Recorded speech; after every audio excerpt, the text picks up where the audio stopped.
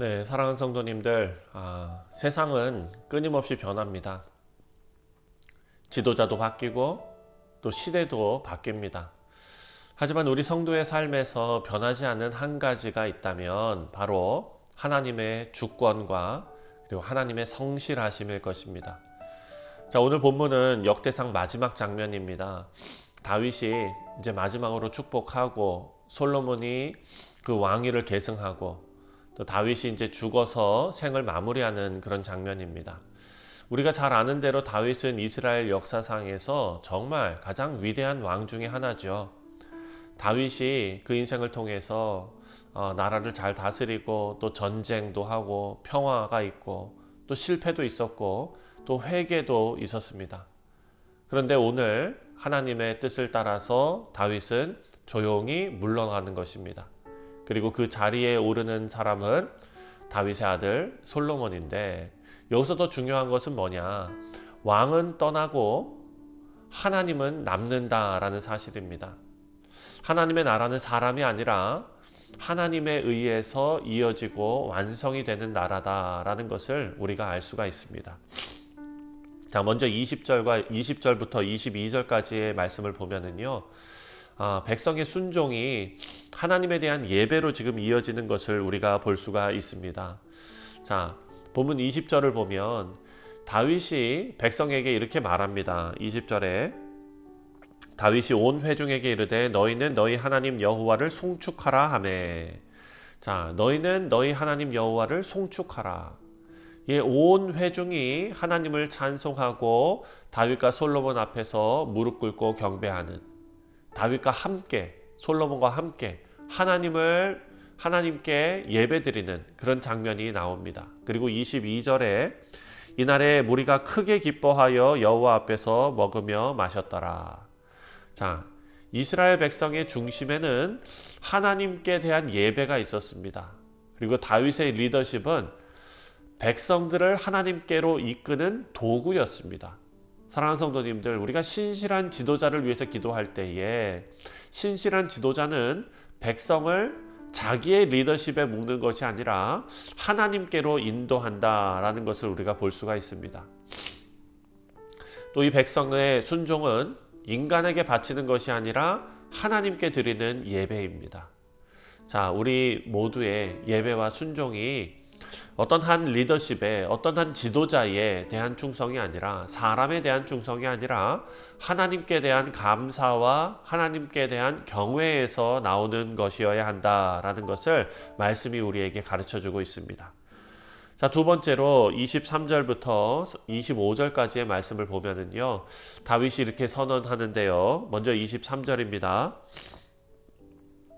솔로몬이 여호와께서 주신 왕위에 앉아 아버지 다윗을 이어 왕이 되어 형통하니 온 이스라엘이 그의 명령에 순종하며. 자, 이제 솔로몬이 아버지 다윗을 이어서 왕위에 앉았는데 형통했다라는 것입니다. 그런데 여기서 주목할 것은 여호와의 왕위입니다. 여호와의 왕위, 여호와께서 주신 왕위. 자, 이스라엘의 왕은 단지 인간의 권세가 아니라 하나님의 주권을 대신하는 자리였습니다. 그러니까 24절에 모든 방백과 용사와 다윗 왕의 여러 아들들이 솔로몬 왕에게 복종하니. 자, 이 말씀을 기록해 놓은 것은 솔로몬이 왕권을 가지고 권력을 가지고 정치적인 안정을 누렸다라는 것이 아니라 하나님께서 다음 세대를 준비시키시고 하나님의 은혜를 베푸셨다. 솔로몬은 처음부터 모든 것을 갖추고 시작한 왕이 아니죠. 젊었어도 경험이 부족했습니다. 하지만 하나님께서 다윗을 통해서, 백성을 통해서 또 하나님께서 그 솔로몬을 세워 가십니다. 그리고 형통하게 하십니다. 이것이 하나님의 방식입니다. 한 세대가 사라지고 다음 세대가 등장하고 또 하나님께서는 그들을 준비시키시고 붙드십니다. 여러분, 우리의 가정에서도 또 우리의 교회에서도 이런 사실이 적용이 되죠.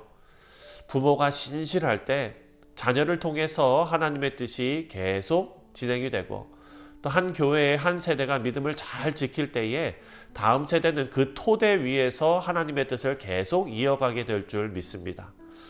자, 마지막 세 번째로 26절에서 30절까지의 말씀을 보면 다윗의 생애를 요약하고 있습니다.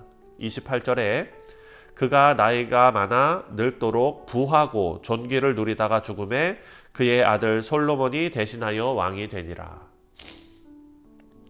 그리고 29절에 다윗 왕의 행적은 처음부터 끝까지 선견자 사무엘의 글과 선지자 나단의 글과 선지자 갓의 글에 다 기록되고. 자, 다윗은 완벽한 왕이 아니었죠.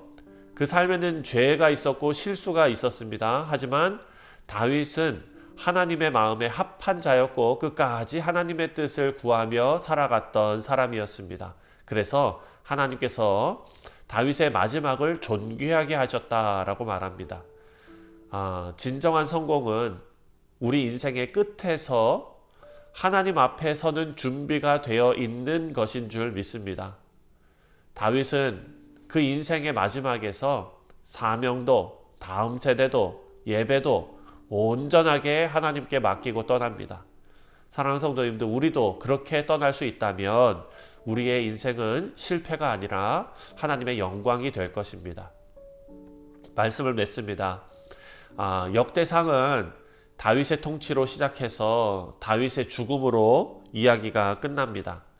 하지만 그 끝은 어찌 보면은 슬픈 그런 결말이 아니라 은혜의 그러니까 마침표가 아니라 쉼표였다라는 생각이 듭니다.